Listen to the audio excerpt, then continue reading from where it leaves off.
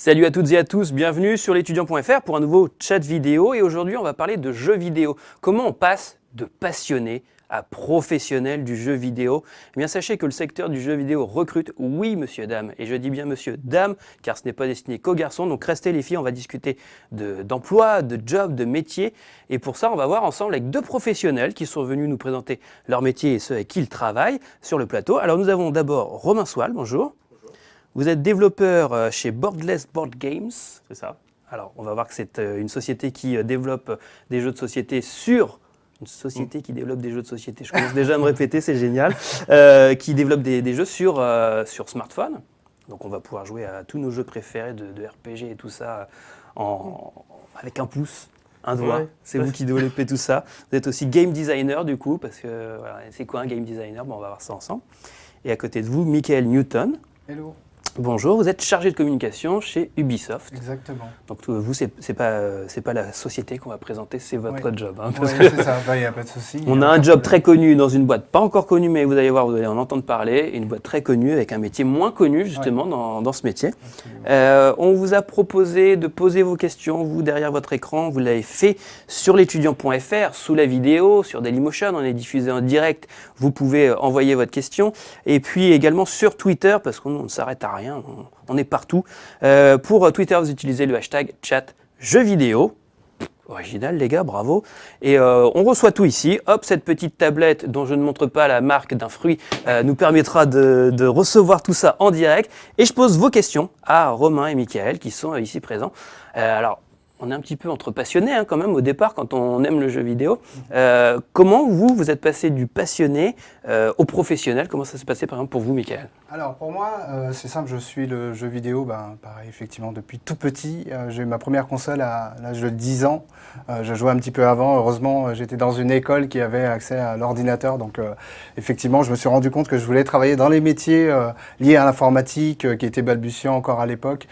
Puisque Il est pas si vieux quand Ouais, j'ai quand même un certain âge, on va dire, ou un âge certain. Et derrière ça, je me suis dit, voilà, je voulais toujours travailler dans le domaine. Donc, j'ai fait mes études liées à ça, au métier de l'Internet. Donc, j'ai fait pas mal de métiers dédiés à tout ce qui est management d'entreprise, ou tout simplement en passant par des petits métiers comme vendeur, tout simplement pour arriver vers mon but, qui était de travailler dans le domaine du jeu vidéo. Donc, les stages de fin d'études, notamment, m'ont aidé à travailler dans le domaine, dans les métiers du support, on va dire. Support, c'est-à-dire que je ne suis pas dans la création pure, mais je travaille à disposition des studios et d'autres personnes qui travaillent dans le domaine. Et puis j'ai une association à côté, mais on aura l'occasion. On va en parler parce que c'est très intéressant, notamment pour ceux qui sont intéressés. Nous, on le voit sur nos salons, mais vous le voyez aussi tout au long de l'année quand vous recevez des candidatures ou que vous rencontrez les fans. Moi, je joue beaucoup. Comment je peux devenir pro? On va voir que finalement, gamer pro, c'est pas le métier le plus utilisé. Mais c'est marrant que vous nous disiez comment vous êtes arrivé sur ce parcours parce que vous êtes jamais dit je vais développer, vous n'êtes jamais dit je vais créer le jeu, quoi. Alors il y a un moment où je me posais la question, c'est-à-dire que je dessinais très régulièrement étant gamin. Je me suis dit voilà, je voulais en faire quelque chose quoi qu'il en soit. Et puis effectivement en avançant au fur et à mesure, je me suis rendu compte que je préférais le faire vraiment en tant que passion, c'est-à-dire quand je le voulais plutôt que d'être imposé par le boulot à faire 8 heures par jour du dessin. Donc je me suis dit que j'allais le mettre de côté, travailler dans le domaine parce qu'en plus voilà, j'avais encore une fois tout mon parcours dédié à la gestion d'entreprise. Donc pour moi j'avais plein d'autres choses à apporter que simplement faire du dessin ou des choses comme ça. Donc je suis proche de tous ces métiers-là sans pour autant être impliqué dedans. Donc je pense que c'est une bonne voilà, ça me va bien ce métier où je regarde un peu comment font les gars qui sont beaucoup plus doués que moi dans le domaine et ça me va très bien.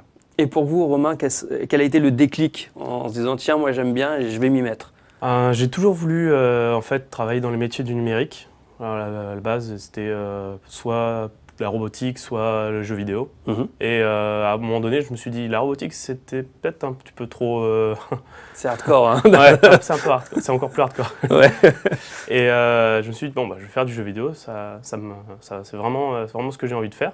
De là, j'ai commencé à m'enseigner. À ce moment-là, j'étais au lycée, donc renseigner sur tout simplement qu'est-ce qu'il faut faire, etc. Bon, tout le monde dit faut faire scientifique, faut faire l'informatique, faut faire tout ça. Alors aujourd'hui, il y a plus de choix. À l'époque, il n'y avait pas énormément de. Il fallait chercher les guides sur les métiers du jeu vidéo. Exact. Un peu plus aujourd'hui. Je sais que ceux qui nous regardent aujourd'hui, là, ils disent, mais c'est quoi ces trois vieux cons qui nous parlent d'une époque C'est ça.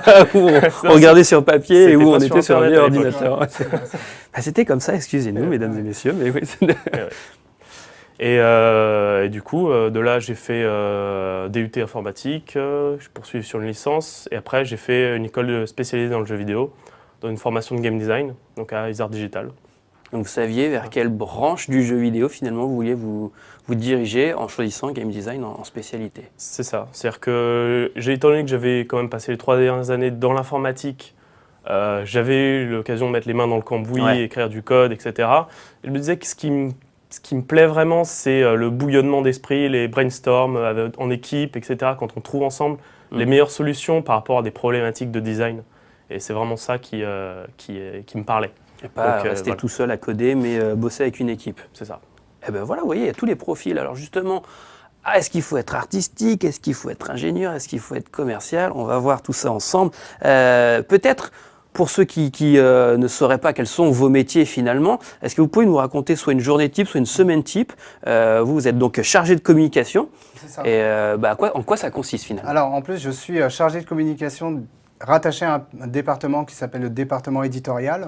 Le département éditorial, c'est celui qui va insuffler au studio tout l'état d'esprit d'Ubisoft, typiquement, c'est-à-dire le fait de faire des jeux à monde ouvert où les joueurs vont pouvoir s'éclater sur un terrain de jeu. On veut ça dans nos jeux. Voilà, toujours. Exactement. On veut toujours trouver ça. Voilà. En tout cas, de grands jalons qui permettent de comprendre, que les studios comprennent ce qu'on attend d'eux. Et donc moi, à la communication, je suis là pour justement trouver les moyens les plus simples pour inculquer tout ça au studio.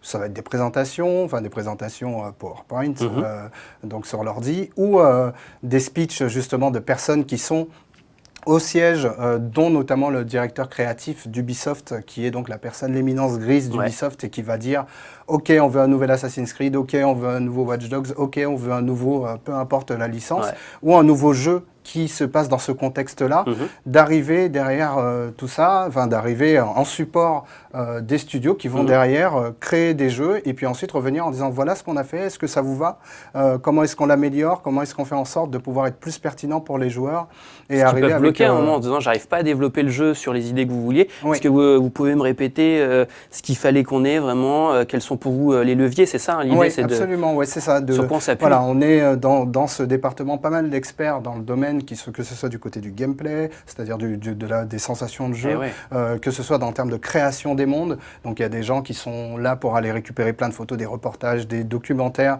tout un tas de sources d'informations pour nourrir ces studios, les aider à créer ces mondes de plus en plus réalistes, de plus en plus crédibles, même on dira. Bref, il faut des gens comme moi pour justement comprendre ce qu'est un jeu Ubisoft et que tout simplement les joueurs comprennent quelle est la substantifique moelle des jeux. Donc c'est mon travail au quotidien d'aller discuter avec les studios, aller discuter avec des personnes qui sont proches du directeur créatif et qui vont derrière parler de toute cette idée de création des mondes logiques, qui soit cohérent, où le joueur va pouvoir s'exprimer avec ses amis, qu'un New York ressemble au vrai New York de la réalité. Bref, il y a tout ce travail-là qui est un peu derrière, qui est en support des studios. On est à leur disposition totalement, ces différentes équipes de studios qui sont réparties dans le monde et l'idée c'est d'être là en soutien. Voilà, et qu'on puisse les aider à faire des jeux à la bonne date, et décider de ce qui est bien, leur montrer ce qui est un peu moins bien aussi en leur disant attention quand même à ces choses-là, mais même c'est tout bête, sur une manette il y a une configuration des boutons, tout ça c'est des choses qui sont vérifiées. On ne va pas chercher ces deux-là en même temps, voilà, le R2 et le carré. D'avoir quelque chose de logique en tout cas pour le joueur. C'est un petit peu à cause de vous que par exemple il y a 2 gros cartons depuis le début de l'année chez vous, vous êtes super content du coup, entre The Division et Far Cry Primal. Exactement, c'est vrai, typiquement un jeu comme The Division qui se passe à New York. Finalement c'est une nouvelle licence. Oui c'est ça, c'est une toute nouvelle licence dont le principe était d'arriver dans un univers post-apocalyptique sans zombies, sans aucune chose extraordinaire, mais dans un monde totalement dévasté. Et comment est-ce qu'on fait pour survivre dans ce monde-là, sachant qu'on a l'idée de reprendre New York, de récupérer New York, de tout ce bordel créé après ce chaos qui a été une maladie qui a dévasté toute la population là-bas. Et donc, c'est avant tout un jeu, si on parle vraiment de création de jeu, où on se dit comment est-ce qu'on fait pour avancer en équipe et avoir un jeu cohérent en équipe. S'amuser avec ses potes, se connecter ensemble, et c'est avant tout ça qu'on propose aux joueurs, c'est de se dire, ok, on propose le plus grand terrain de jeu possible, qui soit concrètement fun pour le joueur, qu'il y ait des mécaniques de jeu intéressantes pour lui, et surtout de se dire aller de plus en plus dans ces jeux où on avance à plusieurs et que tout soit, que l'expérience soit meilleure quand on y va avec ses amis dessus, quoi. Voilà, c'est ça, votre boulot de défendre cet état d'esprit. Ouais, c'est et ça. ça va, je pense que c'est plutôt pas mal fait aujourd'hui avec ce que vous venez de dire. Et pour vous, Romain, votre job au quotidien, c'est quoi? Étant donné que je travaille beaucoup seul, je travaille chez moi. Plus Cool. une logique freelance. Trop Cool, bien. ça c'est ce qu'on Pas dit tant au que début. ça, ouais. Cool, c'est ce qu'on dit au début. La vérité, c'est que c'est horrible. Ouais. Parce que c'est des milliards de distractions.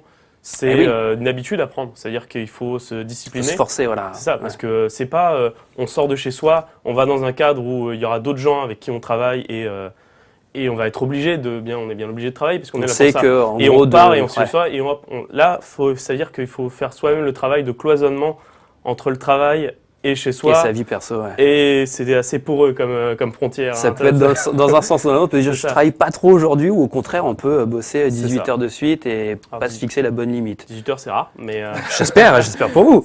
c'est rare. Mais oui, c'est vraiment la difficulté. Et après, là, actuellement, je suis surtout effectivement sur de la programmation. Mhm. Donc, c'est travailler avec des logiciels spécifiques pour développer le jeu sur lequel je travaille.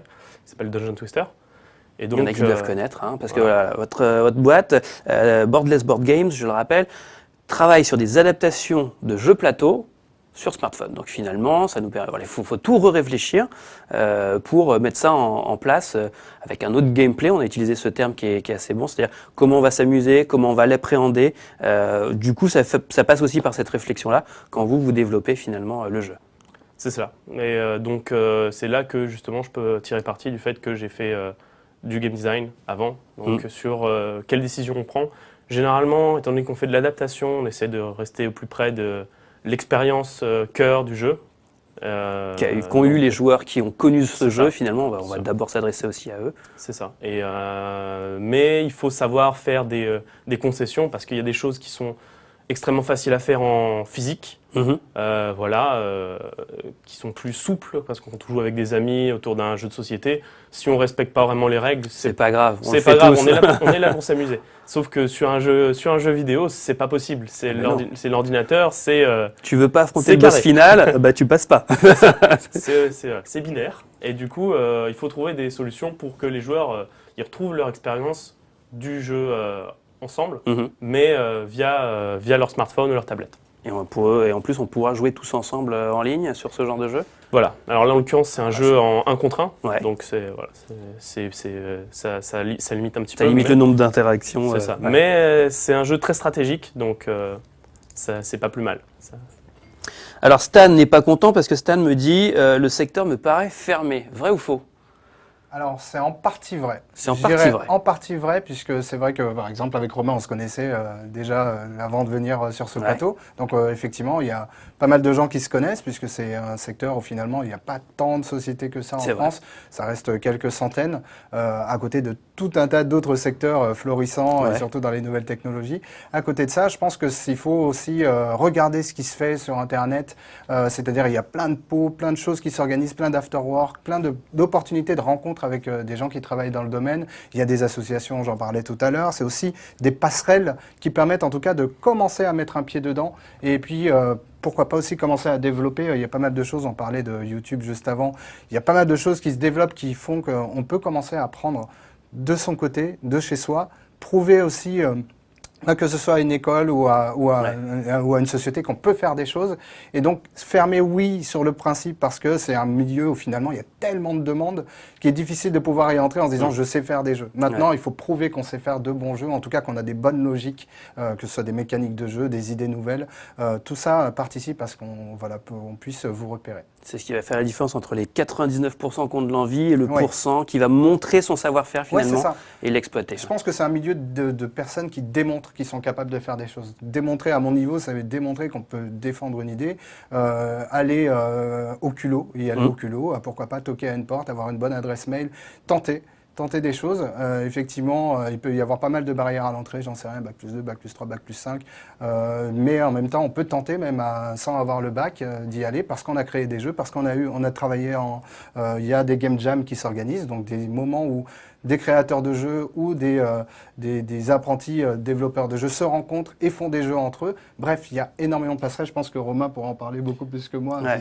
tout ce qui est création de jeux. Oui, donc en l'occurrence, effectivement, comme disait Michael, il y a des game jams, donc c'est 48 heures pour faire un jeu généralement. Par exemple, là ce week-end, il y a justement la grande confiture de jeu, parce que c'est le jeu de mots sur la jam, Jam. voilà, en anglais. C'est bon. Et voilà, en tapant grande confiture de jeu, on doit pouvoir trouver très On devrait. facilement. Très Si facilement, Google devrait voilà. repérer ça.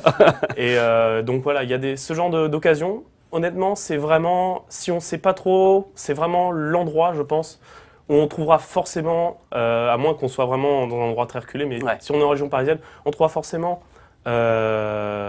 quelqu'un qui pourra travailler un petit peu ou qui connaît un petit peu le milieu du jeu vidéo et qui pourra renseigner un petit peu parce que, en fin de compte, c'est aussi trouver un peu ce qu'on aime faire, ce qu'on n'aime pas faire. Par exemple, je me suis essayé un peu au graphisme, mais moi, je me suis rendu compte que c'était Ça pas passe pas. Ouais. non, c'est pas du tout ma chose.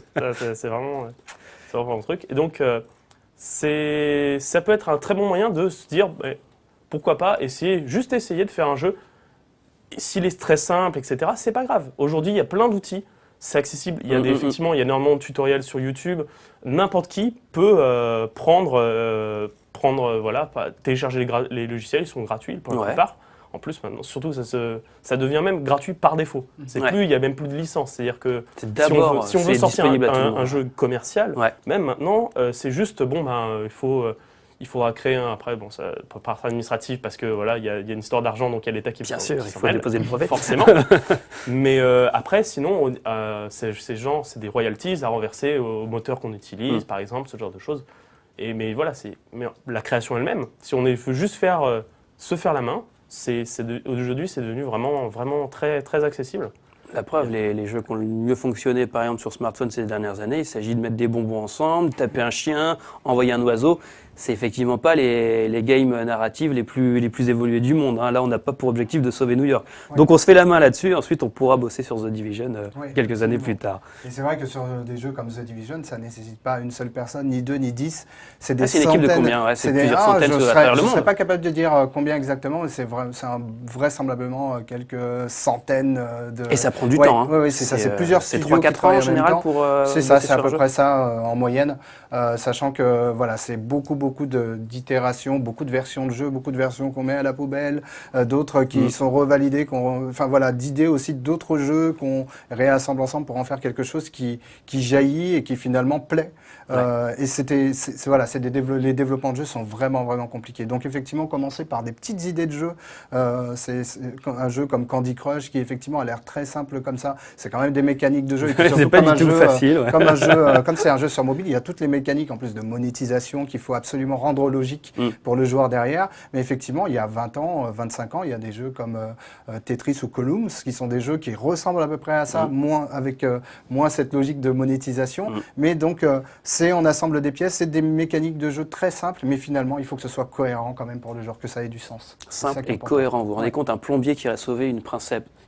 C'est simple. Est-ce que c'est cohérent? Je ne sais pas. Deux barres qui s'affrontent. Ils l'ont rendu cohérent. Exactement. C'est-à-dire que ça raconte. Malgré tout, on s'y retrouve parce que Mario a un visage sympathique, parce qu'on comprend qu'il faut aller de gauche à droite très rapidement, parce que quand on saute, on se rend compte que avancer plus sauter, ça fait un truc cool, qu'on peut sauter sur les ennemis. Bref, ça reste un très très bon exemple, Super Mario. Et ce sera le meilleur de toute façon pour toujours. Mario, c'est le best. Un commentaire de Maître Gims. C'est un pseudo, j'en suis sûr, parce que si le vrai nous regarde là, c'est un gros kiff. Faut-il forcément avoir une asso, un blog en lien avec les jeux vidéo pour être recruté dans un studio de développement?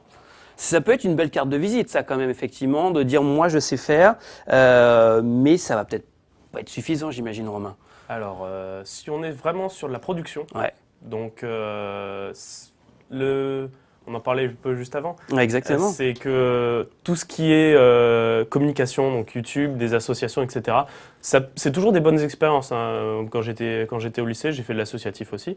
C'est toujours des bonnes expériences. Après, est-ce que ça sert pour faire de la production? Non. C'est plutôt une vitrine de ses goûts, on va dire. Ou oui, du fait qu'on s'intéresse je pense que ça aidera beaucoup plus si on est dans le...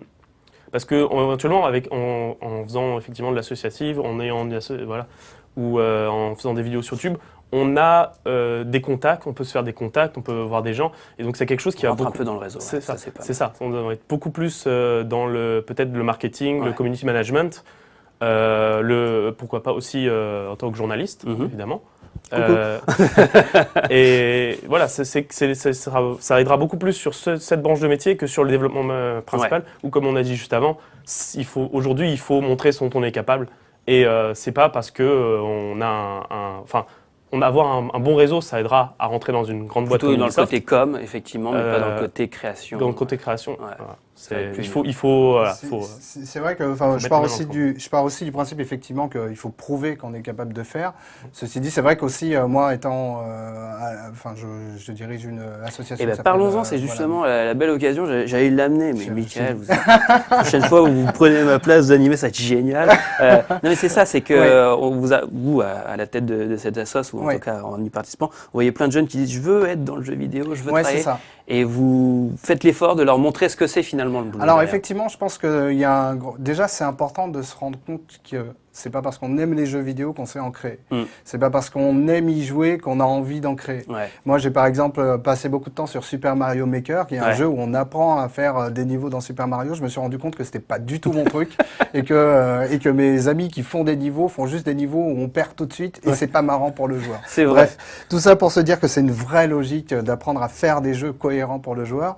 Derrière ça, une association, c'est aussi une sorte de de main tendue ou de courte échelle faite pour tout simplement déjà avoir une première vision de comment ça se passe. On discute avec énormément de professionnels du côté de nous de loisirs numériques. On organise un tas d'événements en France, que ce soit des événements comme des tournois, comme des rencontres avec des professionnels, des after-work, des choses comme ça. On s'amuse un peu et en même temps on va discuter avec des pros. C'est quoi ton métier, c'est quoi ton job. Et surtout, on discute effectivement avec des gens qui créent des jeux vidéo pour se rendre compte si c'est des choses qu'on a envie de faire. Et puis dans le jeu vidéo, il y a tout plein d'autres métiers que de la pure création. Il y a les artistes, ceux qui dessinent justement, ceux qui créent de la musique aussi. Je sais, pareil, il y a des métiers très classique qu'on retrouve finalement dans le jeu vidéo. Un auteur, il faut bien l'écrire le jeu au départ. Un musicien, il faut faire la musique. Totalement. Ta-da-ta-ta-ta-ta. Voilà, c'est tout bête, mais ça reste dans la tête, quoi. Donc finalement, 30 ans après, on s'en souvient, 30 ou 35 ans après, on s'en souvient très très bien. Bref, c'est des choses qui finalement se travaillent sur la longueur. Et je pense que tout simplement, des associations ou des collectifs de créateurs sont de bonnes passerelles, mais c'est avant tout des starters en fait. C'est des points de départ avant de pouvoir se lancer. Et encore une fois, il faut prouver, il faut avoir un vrai portfolio, il faut avoir de vrais arguments pour sortir du lot. Et c'est important de montrer qu'on a envie, profiter effectivement de YouTube, des réseaux sociaux pour montrer ce qu'on sait faire et pourquoi pas être repéré. Et aussi y aller au culot. Est-ce qu'on peut donner le nom de votre asso pour ça s'appelle Loisirs Numériques. Loisirs Numériques, un site internet, c'est loisirsnumériques.org, donc loisirs numériques au pluriel. Donc on fait régulièrement tous les mois pas mal d'événements. On a des débats dans le jeu vidéo. On a un débat très bientôt à l'école 42 qui s'appelle les rencontres vidéoludiques. Et donc le sujet, ce sera justement comment est-ce que le joueur est impliqué dans la création de jeux vidéo, mais dans un sens communautaire, c'est-à-dire grâce à des communautés de joueurs. Comment est-ce que tout ça va influencer le développement de jeux? Alors ce sera beaucoup plus des jeux à gros budget, mais typiquement des jeux comme League of Legends que les personnes qui nous regardent doivent connaître. Les gens qui créent League of Legends sont à l'écoute de tous les joueurs et de savoir ce qui leur plaît, ce qui leur plaît un petit peu moins. La preuve, une nouvelle version qui est sortie il y a quelques jours avec plein d'améliorations. Oui, absolument. Voilà, c'est un exemple tout bête, mais en utilisant effectivement ce que vous nous dites, il y a un jeu qui existe depuis des années, qui est numéro 1 sur son marché, qui se fait attaquer de toutes parts par d'autres nouveautés qui ressemblent en ce moment. Eh ben, ils ne s'enferment pas dans leur cadre, ils disent tiens, on va changer un peu. Exactement, les jeux sont vivants aujourd'hui, il y a un côté live, comme The Division, c'est pareil, c'est des jeux où finalement on écoute énormément ce qui se dit, ce qui se fait sur les réseaux sociaux pour améliorer le jeu au fur et à mesure. Et c'est aussi ça qui est important, c'est de se dire d'être réceptif. On est dans un milieu très très vivant et donc si on veut travailler dans ce milieu-là, faut être actif. Faut certainement pas rester devant en disant voilà, je suis le plus talentueux, je fais des vidéos YouTube à je sais pas combien de 1 million de vues. Voilà, et puis boum, rien. Je pense vraiment que c'est une question d'opportunité, de saisir, d'y aller, de rencontrer du monde. Pour vous, Romain, c'est quoi les qualités qu'il faut avoir pour se lancer dans le secteur du jeu vidéo, plutôt dans votre partie, plutôt dans le développement? Plutôt dans le développement, ça va être des mathématiques. Ouais, Alors, faut être bon. on peut pas y couper. peut Un pas y minimum, couper, voilà, un minimum. Personnellement, c'est pas forcément ma tasse de thé non plus, mais c'est juste le quotidien quand on fait de la Faut en programmation. manger un peu. Ouais. Donc faut en manger un peu. Et si on aime ça, alors là, on peut s'orienter sur le mouvement de la démocène aussi, qui s'amuse à faire en fin de compte, des prouesses technologiques, on peut dire ça. C'est genre sur 64 kilooctets, ils vous font une vidéo qui dure 1 minute. Oui. Et Ouais, c'est avec de des résoudre effets. aussi des challenges. C'est ça, et en fin de compte, c'est d'énormes challenges mathématiques, etc. Et c'est comme ça qu'ont commencé énormément de grands noms aujourd'hui du jeu vidéo. Hein. Simplement le fait de se challenger, essayer de toujours pousser plus. Alors ça, clairement, pour la programmation, ça va aider. Le fait, aimer les challenges, aimer résoudre. Pas s'arracher trop les cheveux. Encore qu'il y en a beaucoup qui sont chauds maintenant, si on regarde. Je sais pas pourquoi vous dites ça. Arrêtez, voyons. Ou Michael, trop tard. Ouais, trop tard. Beaucoup trop d'arrachage. Et après, pour ce qui est du design, c'est notamment le métier de game designer, c'est la communication. La communication avant tout, être ouvert d'esprit, savoir se remettre en question, mais savoir aussi également pousser les bonnes idées. Donc ça demande un peu de recul, mais... c'est du boulot, hein, les jeux vidéo, finalement. On s'en rend compte en discutant, c'est des travaux de longue haleine, à plusieurs, et puis finalement, c'est un truc, il faut que ça plaise. Oui, c'est ça. Et je pense que c'est important, effectivement, cette notion de ce que tu disais, d'avoir... comment dire, l'envie de résoudre des challenges, parce que même au-delà de résoudre ces challenges, si on y arrive, qu'on le garde pour soi, qu'on a l'impression d'être le meilleur, mais qu'on le dit à personne, on peut être le meilleur dans son coin, mais le plus nul face aux autres, parce qu'on n'a pas réussi à prouver ce qu'on sait faire. Donc c'est important, en tout cas, de communiquer énormément là-dessus, de discuter avec ses pairs, les gens qui font la même chose que soi. Il y en a un qui est meilleur que soi, c'est pas grave, on va apprendre de lui-même. On va apprendre de lui, pardon. Autre question, on voudrait savoir quelles sont vos formations préférées, en gros, quelles sont les meilleures formations pour devenir développeur, mais on va l'ouvrir aussi pour vous. Dans quelles écoles, dans quelles formations vous recrutez ou vous aimez les gens qui viennent, l'état d'esprit et tout ça? C'est toi qui sauras mieux. Ouais. C'est un peu compliqué, parce que je ne me considère pas comme une référence sur... moi, je connais les parcours, je connais le parcours que j'ai fait, donc je connais un petit peu. Mais en soi, après, dans la programmation, généralement les écoles d'ingénieurs, de toute façon, hein, ça c'est clairement. Après, l'école 42, c'est encore assez récent, donc c'est la problématique, il faut prendre du recul. Mais il y aura certainement des bons profils qui vont sortir de là. Après c'est encore plus exacerbé dans l'aspect se construire soi-même là-bas. Il y a aussi pas mal de personnes chez nous qui viennent de l'Engmin et de Supinfo Game également, qui sont des écoles en tout cas qu'on suit de près. Mais après, effectivement, moi, sur des métiers comme le mien, je n'ai pas du tout fait de formation dédiée aux jeux vidéo. Moi, j'ai fait une formation qui s'appelle Management et e-commerce, donc dédiée vraiment au commerce sur Internet à la base. Puis petit à petit, j'ai dérivé vers le marketing, la communication, la publicité, pour arriver ensuite chez Ubisoft. Donc, il ne faut pas sous-estimer aussi le pouvoir des stages. Moi, effectivement, mon stage de fin d'études à l'époque, ça remonte. C'était chez Ubisoft, justement, mon stage de fin d'études. Donc, de toquer aux portes, pareil, j'ai eu un petit... Voilà, et finalement, j'y suis revenu. Ça fait 2 ans et demi que j'y suis. Je suis très content. Et puis moi, je vais vous aider à répondre à cette question aussi. Les formations préférées, en tout cas, elles sont ici dans l'étudiant qui est encore disponible. Allez, jusqu'à mardi, encore quelques jours. Au pire, vous pourrez le commander sur le site internet. On a testé 108 écoles formation au banc d'essai pour savoir laquelle. Et puis pour les métiers derrière, parce que se former c'est bien, mais les métiers c'est quoi? Si vous voulez en savoir plus sur les métiers des jeux vidéo et de l'image, c'est totalement lié. Ce petit guide que pareil, vous pouvez commander depuis la boutique l'étudiant.fr. Regardez comme je suis beau avec, ça me donne un teint, vous n'imaginez pas. Alors pour vous, ça va être formidable. Peut-être résumer finalement qui on cherche dans le milieu du jeu vidéo et comment y arriver. Pour vous, votre petit conseil, vos 3 petites astuces pour y arriver finalement entre le passionné et le pro? Alors déjà, je pense que c'est d'être humble, c'est-à-dire d'être sûr qu'on n'est pas le meilleur. Ouais. Voilà, on aura beau avoir les meilleures idées, c'est avant tout les meilleures idées pour soi. Ouais. Il faut convaincre les autres que son idée est la meilleure.